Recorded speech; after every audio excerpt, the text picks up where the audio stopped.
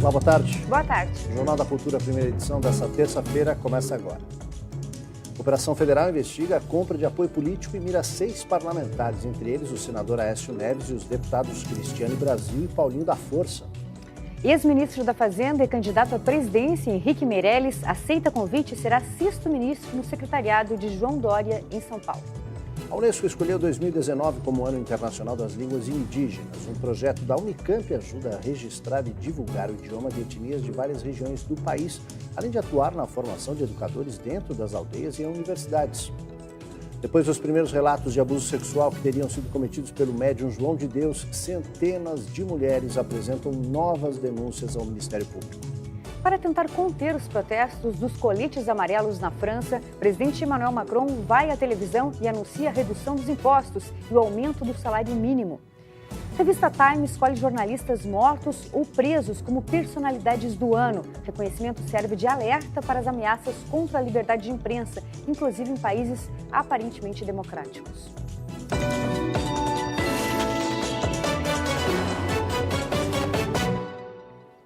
A revisão do período de licença maternidade para mães de bebês prematuros é uma questão urgente que aguarda a apreciação do Congresso. Os cuidados das mães com os bebês em casa depois da alta hospitalar são fundamentais para evitar complicações de saúde. Ana Luísa é uma criança saudável de 2 anos e meio, mas ela nasceu com apenas 26 semanas, 30 centímetros e 825 gramas. Foram 83 dias internada na UTI. A mãe acompanhou a filha no hospital, mas quando a bebê saiu, teve que voltar ao trabalho. Depois que ela teve alta, era médico toda semana, fisioterapia todos os dias. Então eu não pude, acompanhar ela. Uma hora era minha mãe, outra hora era meu marido, tinha que ficar revezando e eu não participei dessa parte. Por causa do período de internação da criança prematura na UTI, muitas mães ficam pouco tempo com os filhos em casa durante a licença maternidade. Mas 2 projetos na Câmara dos Deputados propõem a extensão da licença maternidade nesses casos. O primeiro, que sejam 240 e não 120 dias. E o segundo, que a licença só passe a contar após a alta hospitalar do bebê. Apesar de ser uma questão urgente para tantas mulheres, o assunto não é prioridade num Congresso onde a maioria é formada por homens e vai ficar para a próxima legislatura. Antes de ir a plenário, os projetos ainda precisam passar pela análise de comissões. Lembrando que logo começa o recesso de final de ano do Congresso, o que deve atrasar a apreciação ainda mais. E este é um problema de saúde pública. Dos 3 milhões de bebês que nascem por ano no Brasil, 345 mil são prematuros, índice de 11,5%. A maior causa de mortalidade infantil dentro desse primeiro ano de vida é a prematuridade. Chega a atingir 60% dessa faixa. Esta neonatologista explica que falta interação de políticas públicas de assistência a gestantes, antes e também após o parto. E quanto mais a criança prematura ficar aos cuidados da mãe, maiores as chances de evitar complicações. Quando a gente trata de prematuridade, tinha que ter um olhar diferenciado para essa mulher, para essa família, para quando receber alta, continuar tendo condições de dar o cuidado em casa. Não tem que ir parar tudo e ir trabalhar. 3 senadores, entre os quais Aécio Neves, e 3 deputados federais são alvos da operação da Polícia Federal deflagrada hoje de manhã com base nas delações da JBS. Os agentes saíram às ruas para cumprir 24 mandados de busca e apreensão e 48 intimações para prestação de depoimentos em 8 estados e no Distrito Federal. O senador Aécio Neves e a irmã dele, Andréa Neves, tiveram seus endereços vasculhados no Rio de Janeiro e em Belo Horizonte.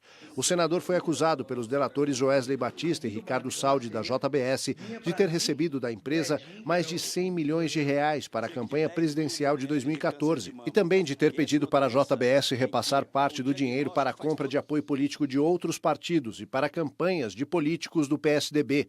Segundo os delatores da JBS, parte do dinheiro foi contabilizado como doação oficial e parte como Caixa 2. Os outros alvos da operação são o senador Agripino Maia, do Democratas do Rio Grande do Norte, o senador Antônio Anastasia, do PSDB de Minas Gerais, e os deputados federais Benito da Gama, do PTB da Bahia, Cristiane Brasil, do PTB do Rio de Janeiro, e Paulinho da Força, presidente do Solidariedade de São Paulo.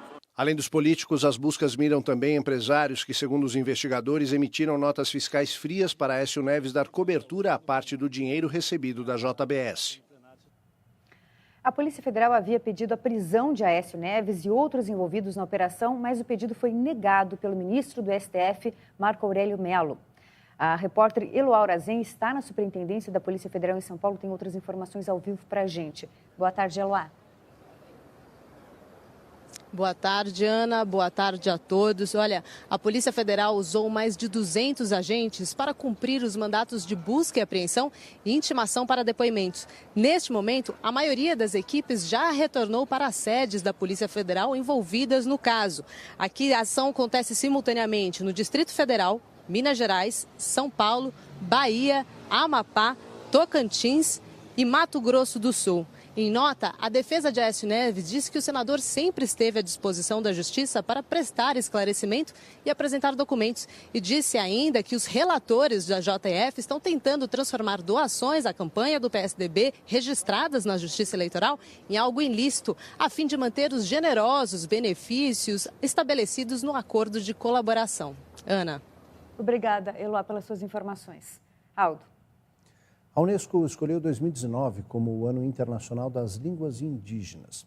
Quase 500 mil pessoas se comunicam por idiomas regionalizados no Brasil, mas a tendência é que eles desapareçam em 50 anos. Muito se engana quem pensa que o Brasil é um país de idioma único. Além da língua portuguesa, ainda resistem 170 das mais de 1.000 línguas indígenas que existiam aqui antes da colonização. Trabalhos como o do grupo Indiomas, liderado pelo professor Vilmar da Rocha D'Angeles, ajudam nessa preservação. Nos últimos 10 anos, pesquisadores vêm atuando no registro de idiomas com etnias de várias regiões do país, na formação de educadores dentro das aldeias e em universidades, além de colaborar na produção de materiais didáticos para os povos indígenas. Por considerar a tecnologia uma ferramenta fundamental neste processo, o Indiomas também ajudou na criação do primeiro site do Brasil totalmente em língua indígena. Existe a internet, os computadores que eles acessam hoje em boa parte das aldeias. Então, uma parte do trabalho hoje de fortalecimento das línguas se dá abrindo espaço para as línguas na internet. 2019 foi escolhido pela Unesco como o Ano Internacional das Línguas Indígenas. E para marcar a data, o grupo de estudos da Universidade Estadual de Campinas vai lançar alguns trabalhos importantes. Entre eles, um dicionário do Caingangue paulista. Que é um dialeto que está em franco desaparecimento, estava em franco desaparecimento, e hoje os professores estão se retomando e trabalhando na escola e precisavam de uma ferramenta. A população indígena do país conta hoje com cerca de 900 mil representantes, mas menos da metade está apta a usar os idiomas indígenas. Sem iniciativas como a do professor Vilmar, a estimativa de que essas línguas desapareçam em 50 ou 100 anos pode se confirmar. Perder esse legado é enfraquecer a diversidade do país de que os brasileiros tanto se orgulham.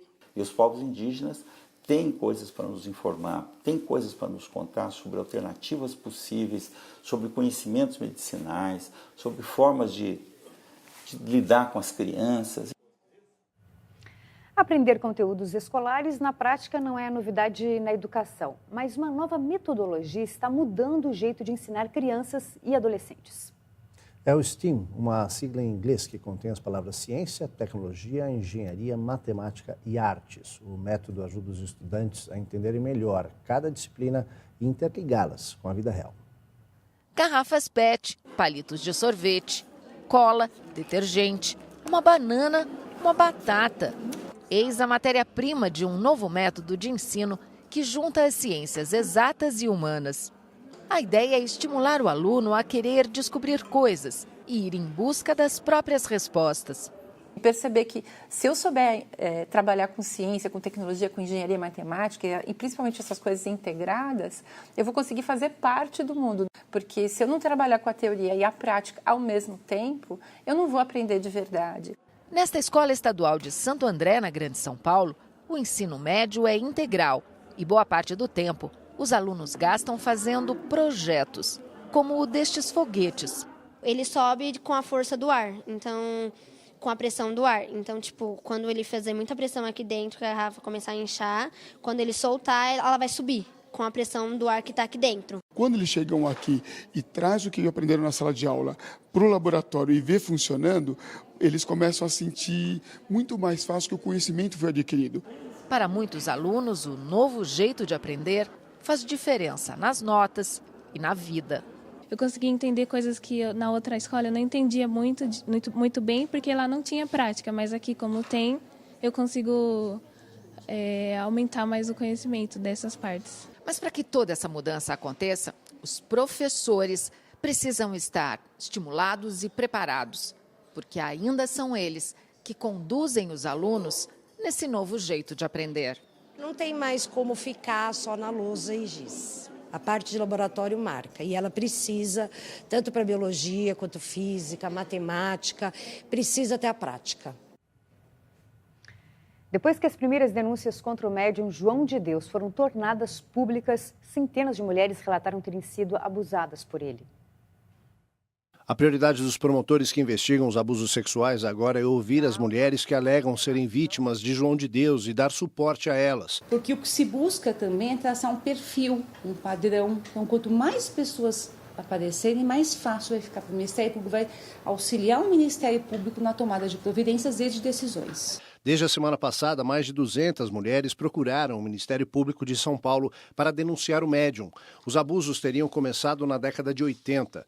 O médium fundou a Casa Dom Inácio de Loyola, em Abadiânia, interior de Goiás, na década de 70. Celebridades, líderes políticos e do judiciário já procuraram os trabalhos espirituais de João de Deus.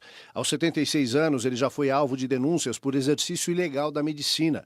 Em 2012, enfrentou o primeiro processo por abuso sexual, mas foi inocentado por falta de provas. A defesa nega as acusações.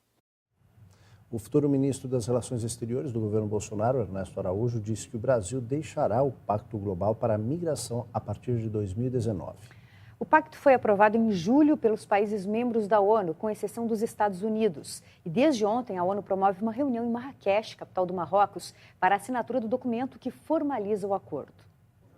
O documento prevê, entre outros pontos, que imigrantes irregulares não podem ser deportados imediatamente de um país. Também garante direito à justiça, saúde e educação para essas pessoas. Ernesto Araújo anunciou a decisão do governo Bolsonaro de sair do Pacto Global de Imigração em postagens no Twitter. O futuro ministro disse que o pacto é um instrumento inadequado para lidar com o problema. A imigração, segundo ele, não deve ser tratada como questão global, mas sim de acordo com a realidade e a soberania de cada país. Em outra postagem, o futuro ministro disse que o Brasil continuará a acolher os venezuelanos que fogem do regime de Maduro, mas que o fundamental é trabalhar pela restauração da democracia na Venezuela. Além do Brasil, o Chile também informou que vai deixar o acordo de imigração. O país alegou ameaça à soberania nacional. Jair Bolsonaro faz um discurso conciliador durante sua diplomação como presidente eleito no Tribunal Superior Eleitoral. Ele agradeceu a Deus e disse que vai exercer o mandato sem manipulação ideológica. 700 convidados assistiram no próprio TSE à diplomação de Bolsonaro e do vice, o general Hamilton Mourão. Este é o último passo do processo eleitoral e também uma condição formal para a posse no dia 1º de janeiro. Bolsonaro destacou o papel das redes sociais em sua eleição e disse que o poder popular não precisa mais de intermediação. Ele também elogiou a justiça eleitoral e disse que governará para todos. Agradeço muito especialmente aos mais de 57 milhões de brasileiros que honraram com o seu voto. Aos que não me apoiaram, peço sua confiança para construirmos juntos um futuro melhor para o nosso país. A partir de 1º de janeiro, serei o presidente dos 210 milhões de brasileiros. Nesta segunda-feira, o ex-juiz Sérgio Moro, indicado para o Ministério da Justiça e Segurança Pública, falou pela primeira vez sobre a denúncia envolvendo o filho do presidente eleito, Flávio Bolsonaro, e seu ex-motorista e segurança. Na semana passada, o COAF encontrou uma movimentação suspeita de R$ 1.200.000 entre janeiro de 2016 e janeiro de 2017 na conta corrente de Fabrício Carlos José de Queiroz, o ex-motorista. O Conselho de Controle de Atividades Financeiras fará parte do ministério comandado por Moro. Esses fatos têm que ser esclarecidos, o presidente já apresentou alguns esclarecimentos, tem outras pessoas que que precisam prestar os seus esclarecimentos.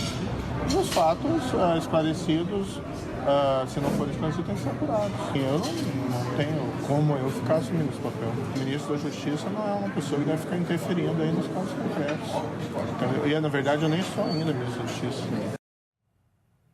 O senador eleito Flávio Bolsonaro nega que tenha cometido qualquer irregularidade e diz que cabe ao seu ex-assessor de segurança dar explicações sobre as apurações do COAF. Nós procuramos Fabrício Carlos José de Queiroz, mas ele não foi localizado. Jair Bolsonaro disse que o dinheiro que foi depositado pelo ex-assessor de Flávio na conta de sua mulher, Michele, foi pagamento de uma dívida. O presidente Michel Temer se encontra hoje em Brasília com o interventor federal de Roraima, Antônio Denário, também governador eleito do estado. Denário não poderá restringir a entrada de venezuelanos no Brasil, como anunciou inicialmente, e a ordem é do presidente Temer. Ele tomou posse ontem e a intervenção vale até 31 de dezembro. O presidente Temer disse em Brasília que não haverá restrição e ressaltou que o interventor atendeu a decisão. Denário, que substitui a governadora afastada Sueli Campos, havia dito que pretendia limitar o ingresso de venezuelanos pela fronteira com o estado. A nossa política é uma política de apoio aos refugiados desde o primeiro momento. Realmente, diz ele, há um problema aqui em Roraima, mas de qualquer maneira, eu, enquanto interventor, seguirei as diretrizes fixadas pela União Federal. Não haverá restrição. O decreto que estabelece a intervenção federal em Roraima foi publicado no Diário Oficial da União. Segundo a norma, o interventor está subordinado ao presidente da República e não está sujeito às normas estaduais que conflitarem com as medidas necessárias à intervenção. A intervenção era um pedido da Procuradoria-Geral da República, a partir de um relatório do Ministério Público. O documento ressalta a falta de separação entre detentos de regimes aberto, semiaberto e fechado, atraso no pagamento do salário de agentes penitenciários e a falta de combustível para transporte de presos. O interventor disse que a dívida do Estado é de 3 bilhões de reais e que os salários atrasados somam 180 milhões. Servidores grevistas mobilizados em frente à Secretaria da Fazenda do Estado, que reivindicavam o pagamento dos salários atrasados, encerraram a paralisação, após o interventor garantir que irá regularizar a situação. A normalidade vai voltar a Roraima, os salários dos servidores serão pagos também e Roraima não pode parar. A seguir, Marta se torna a primeira mulher a fazer parte do Hall da Fama do futebol brasileiro. Além das pegadas, ela terá exposição sobre a carreira no Maracanã. E a revista Time escolhe jornalistas como personalidades do ano. O objetivo é alertar para as ameaças contra a liberdade de imprensa, inclusive em países democráticos. A gente volta já.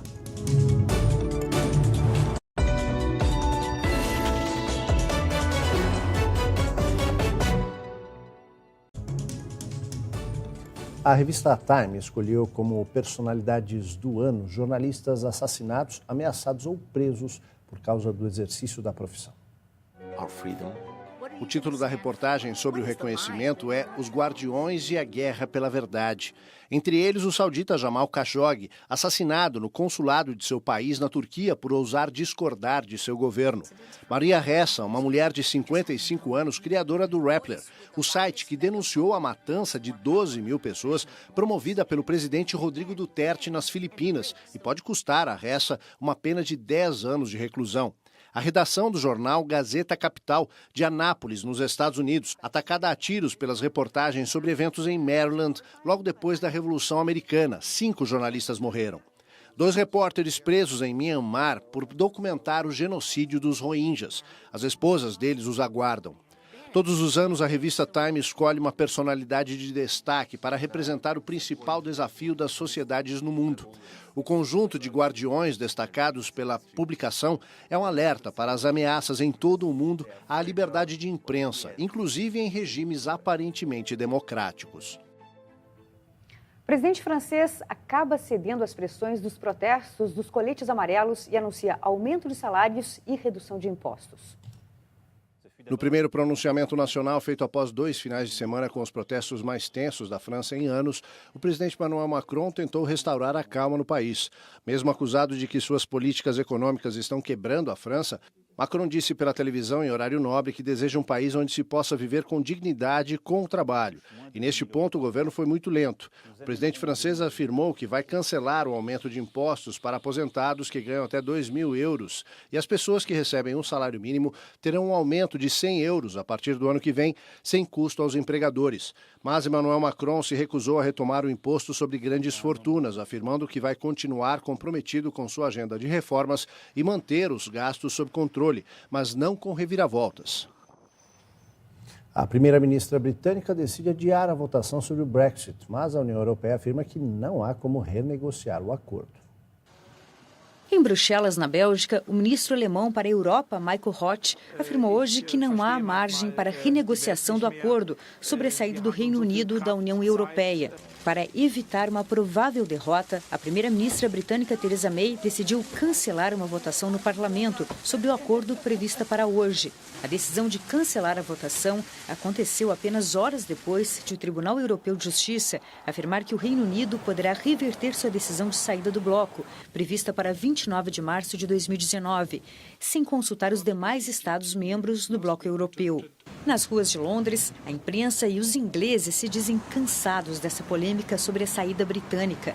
A premier decidiu viajar para a Holanda, Alemanha e Bruxelas para esclarecer a parte do acordo que envolve evitar uma fronteira física entre a Irlanda do Norte e a República da Irlanda. Depois da visita que Nicolás Maduro fez a Vladimir Putin, a Rússia mostra seu apoio com a visita à Venezuela de aviões bombardeiros nucleares. E o Kremlin rejeita as críticas feitas pelos Estados Unidos. A frota russa que passou sobre o mar da Noruega, o Atlântico Norte e o Mar do Caribe foi formada por 2 bombardeiros modelo Tu-160 Blackjack, um avião de transporte militar pesado AN-124 e um avião aeroespacial IL-62 de longo alcance, que pousaram ontem no Aeroporto Internacional de Maiquetía, em Caracas, na Venezuela. Alguns dos pilotos vestidos como astronautas viajaram mais de 10 mil quilômetros e foram recebidos por oficiais venezuelanos. Nos Estados Unidos, o secretário de Estado, Mike Pompeo, criticou os russos pela visita dos aviões à Venezuela, afirmando que deveria ser vista pelo povo venezuelano como a união de 2 governos corruptos que gastam recursos públicos e esmagam a liberdade enquanto seus povos sofrem. Nesta terça-feira, o Kremlin rejeitou os comentários dos Estados Unidos. O porta-voz do presidente Putin afirmou que o voo das aeronaves obedeceu regras internacionais de uso do espaço aéreo e que não é diplomático e também inapropriado que o secretário de Estado norte-americano faça essas críticas. Com essa visita, esse já foi o 7º voo de treinamento dos Blackjacks russos nos últimos 3 meses. O governador eleito de São Paulo, João Dória, acaba de anunciar o último nome que vai compor o secretariado estadual. O ex-ministro da Fazenda, Henrique Meirelles, vai assumir a pasta no governo paulista. Hoje nós temos a enorme satisfação de estarmos anunciando Henrique Meirelles como secretário da Fazenda e Planejamento do Estado de São Paulo. E, como sempre fazemos em todos os anúncios, gostaria de pedir que pudéssemos saudar Henrique Meirelles com uma calorosa salva de palmas. Henrique Meirelles nasceu em Anápolis, Goiás, tem 73 anos. É um menino. Engenheiro formado pela Universidade de São Paulo, com mestrado em Economia e Administração na Universidade Federal do Rio de Janeiro. Foi o único brasileiro a ocupar o posto de presidente mundial do Bank Boston, onde atuou por 28 anos. Foi o mais longevo presidente do Banco Central da história do Brasil, cargo que ocupou de 2003 a 2011. Comandou o Ministério da Fazenda em 2006 e 2017. Em 2018, foi candidato à presidência da República do Brasil. Marta, a rainha do nosso futebol, agora está no Hall da Fama e no Templo Sagrado do Esporte no Brasil, o Maracanã. Eleita a melhor do mundo 6 vezes, Marta deixou sua marca no Maracanã, no Rio de Janeiro, nesta segunda-feira. Ela se tornou a primeira mulher a entrar no Hall da Fama do estádio. Lógico que é importante demais, porque a gente incentiva as mulheres a continuar lutando pelo seu espaço em todas as áreas e sem dúvida, isso tem motivado a cada uma delas a seguir lutando sempre. Então eu fico feliz. As pegadas dela se juntarão às de outros grandes nomes do futebol, incluindo Pelé e Zico, na calçada da fama ao redor do Maracanã. Além de suas pegadas, Marta também terá uma exposição sobre sua carreira no futebol, incluindo chuteiras, camisas e troféus, que estarão em exibição para os visitantes do estádio. Jornal Futura, primeira edição, termina aqui. Uma ótima tarde para você. Agora você acompanha o programa Panorama, que hoje fala sobre a AIDS, desde a descoberta até os tratamentos usados hoje em dia. Uma boa tarde e até amanhã.